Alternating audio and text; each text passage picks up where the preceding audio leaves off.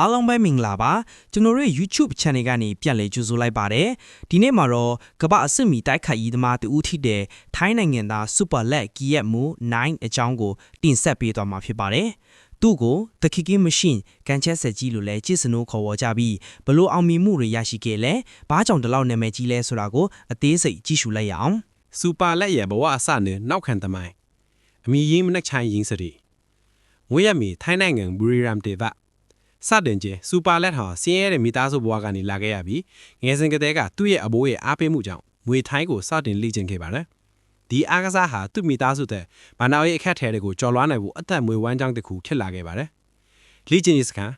သူဟာနမဲကျော်ကက်မိုနိုင်ကျင်မှာကြီးပြင်းလေ့ကျင့်ခဲ့ပြီးဒီစခန်းကနေပဲထုချွန်တဲ့တိုက်ခိုက်ရေးသမားအဖြစ်ပေါ်ထွက်လာခဲ့တယ်။ထူးခြားတဲ့အောင်မြင်မှုများချန်ပီယံဆုများ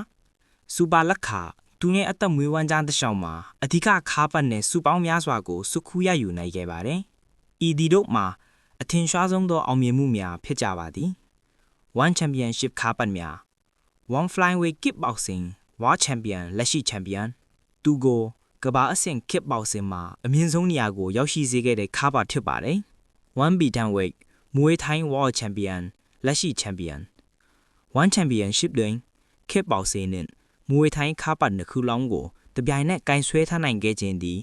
သူ၏ထူးခြားသောစွမ်းရည်ကိုပြသနေပါသည်ထိုင်းနိုင်ငံ၏ဂုဏ်သိက္ခာကြီးမားသောခါပတ်များလူဘီနီစတေဒီယမ်ချန်ပီယံများအမျိုးမျိုးသောဝေတန်များမွေထိုင်းလောက၏အမြင့်ဆုံးနဲ့ဂုဏ်အရှိဆုံးခါပတ်လာတဲ့မှာတစ်ခုဖြစ်ပြီး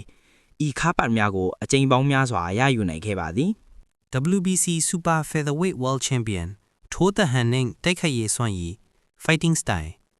Super Let ကို The Kicking Machine လို့ခေါ်ရတဲ့အကြောင်းရင်းကတော့သူရဲ့ညာဘက်ကန်ချက် right kick တွေကကန်ဘက်တွေကိုအလုံးအမင်းထိခိုက်စေနိုင်ပြီးအင်အားပြင်းလွန်းနာကြောင့်ပါကန်ချက်စွမ်းရည်ညာချီကန်ချက်ဒီဟာပြင်းထန်တိကျပြီးအကျဉ်အရေးအထွေအများပြားပါတယ်တိုက်ခတ်ရေးဉာဏ်ရည် fight IQ သူဟာအလွန်ထက်မြက်တဲ့ CPU ဟာကိုအသုံးပြုနိုင်ပြီးပြိုင်ဘက်ရဲ့လှူရှားမှုတွေကိုတံပြန်တိုက်ခတ်ရမှာကျွမ်းကျင်ပါတယ်ဝဲစီများသူရဲ့အကောင်းဆုံးပွဲတွေထဲမှာ